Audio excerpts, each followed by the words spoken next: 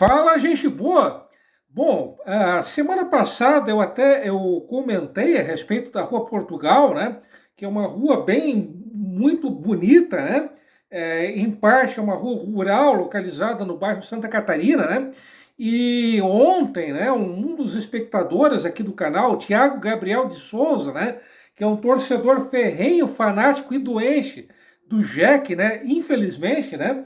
Ele trouxe, tá, uma informação bem curiosa, bem interessante. Tá? Segundo o Tiago, né, até os anos 80, essa rua, Rua Portugal, ela teve um outro nome, que foi Rua do Caminho da Onça. Sim, esse foi o antigo nome da Rua Portugal. Repetindo, Rua do Caminho da Onça. Né? Infelizmente, o Tiago, né, ele não soube me precisar, não soube explicar, né, a origem, o motivo do antigo nome, desse antigo nome da Rua Portugal, né? Tanto, né? Inclusive, ainda há um resquício, né? Desse antigo nome da rua. Lá bem para o final da Rua Portugal, a uma distância até bem próxima da BR, existe uma fazenda chamada Fazenda Toca da Onça, né? Então algo que um resquício do tempo em que essa rua, né, teve esse nome bem curioso, né, de Caminho da Onça, né?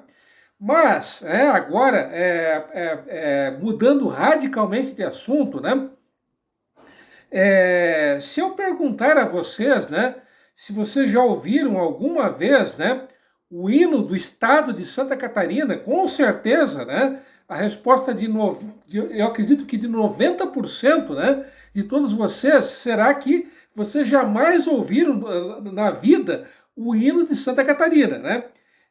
E as poucas, né, as raríssimas pessoas que ouviram, né, o suposto hino, né, do estado de Santa Catarina, né, elas logo perceberam um fato, tá?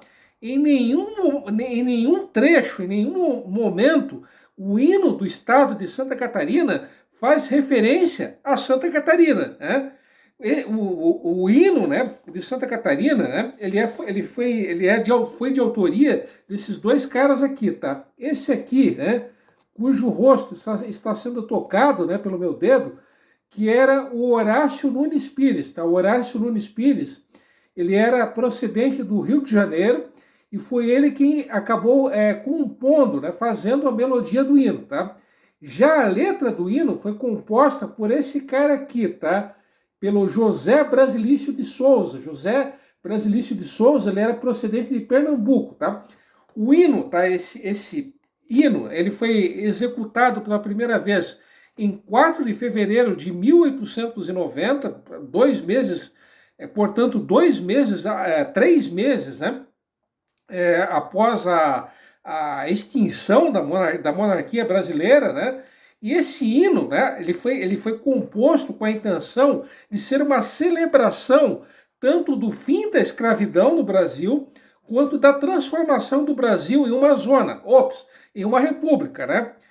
Tanto que em vários trechos do hino, existem referências, né, ao fim, à extinção da escravidão, né? Tem o trecho inicial, né? O verso inicial do hino é o seguinte, né? Sagremos no hino de estrelas e flores, num canto sublime de glórias e luz, as festas que os livres frementes de ardores celebram nas terras gigantes da cruz. Sabe-se lá o que esses dois caras quiseram dizer com isso. Mas, enfim, esse aqui é o hino de Santa Catarina. Embora esse hino não tenha nada a ver com Santa Catarina, tá? Ele acabou sendo oficializado como o hino do estado pelo então governador Hercílio Luz, pelo decreto número 144, de 6 de setembro de 1895, tá? Então, como eu acabei de dizer, ele foi executado pela primeira vez em 1890 e só 5 anos mais tarde é que esse hino, né, ele acabou sendo oficializado como o hino do estado de Santa Catarina, né? Mas, afinal de contas, aonde que eu quero chegar com isso? Tá? O que isso tem a ver com a história de Joinville? Além, obviamente, de ser o hino do estado, né? O hino de Santa Catarina. Bom, a resposta, tá? Eu trarei no próximo vídeo, tá? Então, isso é um assunto para o próximo vídeo, tá? Agora, né, mais uma vez, mudando da música do Tom Jobim para o Neymar, ou seja, do saco para a mala, tá? A, a primeira foto, tá, que eu mostrarei a vocês, tá, será essa foto aqui, tá? Infelizmente, tá, não consta a data em que ela foi batida e também nem o local, né? Esse local que vocês estão vendo, tá? O que vocês estão vendo é um grupo de atiradores de um clube de tiro de Joinville, tá? Repetindo, não se tem a data e nem o local exato em que essa foto foi batida, tá? A segunda foto que eu tenho a mostrar a vocês, tá? Também a legenda também não especifica que família é essa e nem em qual época essa foto foi batida, tá? A única coisa que se sabe, tá? É que isso aqui que vocês estão vendo é uma família de imigrantes, tá? Possivelmente essa foto ela deve ter sido batida ali no princípio, né? Ali bem no início do século XX, ali entre 1900 e 1910, né? Então, repetindo, o que vocês estão vendo é uma família de imigrantes, tá? E a terceira foto, né? Que já vou adiantando a vocês que não é algo nada agradável, tá? São duas fotos, na verdade, tá? Essas duas fotos, né? São de bugreiros, né? Essa foto aqui, tanto essa foto aqui, quanto essa foto aqui, tá? Para quem não sabe, um bugreiro, né? Eram homens, né? Os bugreiros eram homens mestiços, né? Caboclos, né? Que tinham sangue indígena, portanto, né? E que eram contratados, né? Além de eles terem um conhecimento bastante vasto, né? Das florestas, né? Das matas, até por terem sangue indígena, eles também conheciam os hábitos, né, dos povos indígenas, né? Então, como eu estava dizendo, eles eram contratados, né, eles formavam expedições e o objetivo dessas expedições de bugreiros era justamente caçar e eliminar os índios, né? E além dessa verdadeira barbaridade, né, dessa monstruosidade, a outra função que essas expedições de bugreiros exerciam, que elas tinham, né, era garantir a proteção dos tropeiros, dos viajantes e dos imigrantes europeus que passassem por regiões de florestas, né?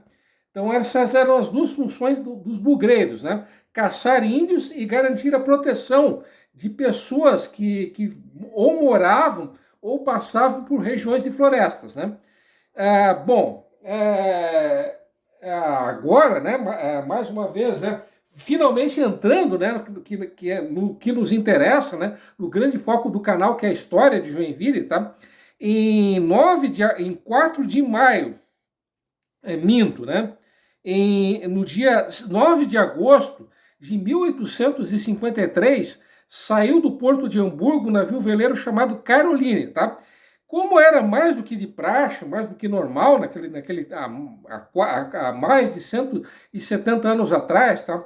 Uma viagem transatlântica, né, entre Hamburgo e São Francisco, ela levava em média 2 meses, ou em alguns casos até 3 meses. Tá?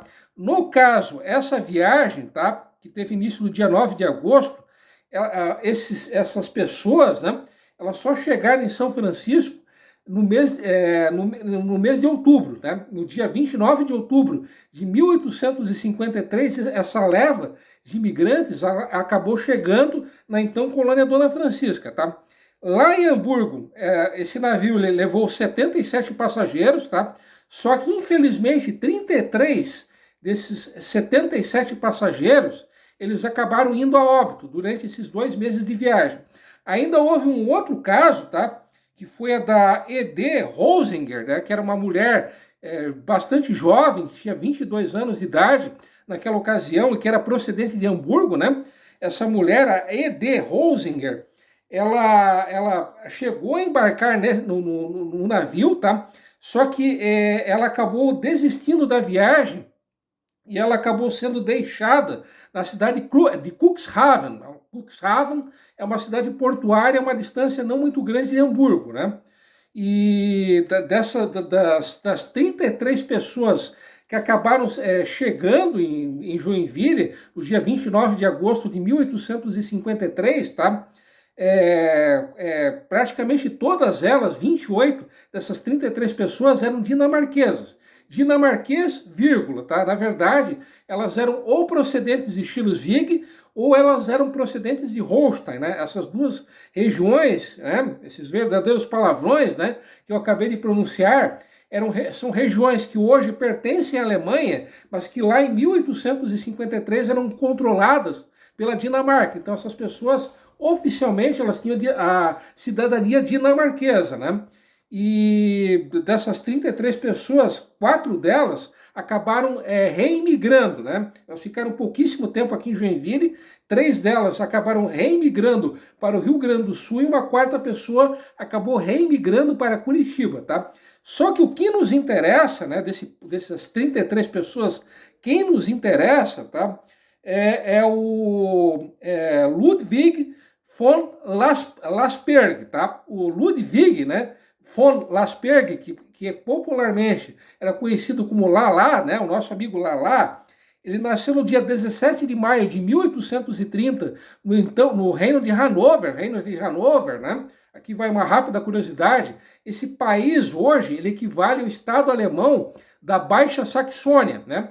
E, em parte, uma parte do território que hoje é a Holanda, também fazia parte desse país, do Reino de Hanover, né? Bom, o nosso amigo Lu, essa família, né, os von Lasperg, né, é uma família de origem nobre, né? E o registro mais antigo que existe a respeito dos von Lasperg, tá? É um documento, né, datado de 1386, tá? Em uma região que hoje pertence à Áustria, né? É uma família de origem nobre e de origem austríaca, tá? Bom, o nosso amigo Lala, né, o Ludwig von Lasperg, ele era militar, ele chegou à patente de tenente, tá? Só que, desde muito novo, ele teve um interesse muito grande pela política, né? Então, no ano de 1848, aconteceram várias rebeliões, né, em vários daqueles países, né, que mais tarde formariam a Alemanha, e o objetivo dessas rebeliões era justamente unificar esses países, transformar todos esses países em um só. Só que todas essas rebeliões, elas acabaram sendo controladas, acabaram sendo debeladas, né? Só que o nosso amigo Lala, ele se envolveu em uma dessas rebeliões, né? Obviamente ele acabou se dando mal, né? A imagem dele ficou mais queimada que carvão. Ele deixou a poeira baixar, tá? E em 1853 ele acabou imigrando, né, a bordo desse navio que eu estou mencionando, o navio Caroline, né? E ele acabou imigrando junto com a mãe dele, que era Dorothy, né? A Dorothy, ela tinha naquela ocasião, 1853, ela tinha 46 anos de idade, né? E aqui em Joinville, ela se tornou uma costureira, né? Uma costureira que fazia, né, produtos, né? De elite, vamos dizer assim, né? Ela era uma costureira de elite, vamos dizer assim, né? E junto com a mãe dele, né, o nosso amigo Lala, ele acabou imigrando com a irmã, a Amali. A Amali ela tinha 14 anos nessa ocasião, em 1853, né? E o nosso amigo Lala, né, em 26, eu tinha mostrado para vocês, né, aquela foto daquele grupo de atiradores, tá? Em 26 de dezembro de 1855, né, o nosso amigo Lala, ele foi um dos fundadores da Schützenverein Süd Joinville, ou seja, Sociedade de Tiro de Joinville. Essa sociedade de tiro, ela funcionava ali na rua Pedro Lobo, que é aquela rua que passa em frente ao Shopping Miller. Essa sociedade de tiro foi uma das primeiras sociedades de tiro ao alvo da história do Brasil. E além da função desportiva e da função recreativa, essa entidade, esse clube de tiro, ele era uma espécie de uma milícia, tá? Não confundir com aquelas milícias lá do Rio de Janeiro, tá? Ele era uma espécie de um exército não oficial que tinha a função de proteger a cidade, tá? Então, resumidamente, então, essa foi a história, né, do nosso amigo Lalá. Eu tenho mais coisas a contar para vocês a respeito dele, tá? Só que isso é para o vídeo seguinte, até porque esse vídeo já tá chato pra caramba, tá? Então vou ficando por aqui e até o próximo vídeo, beleza?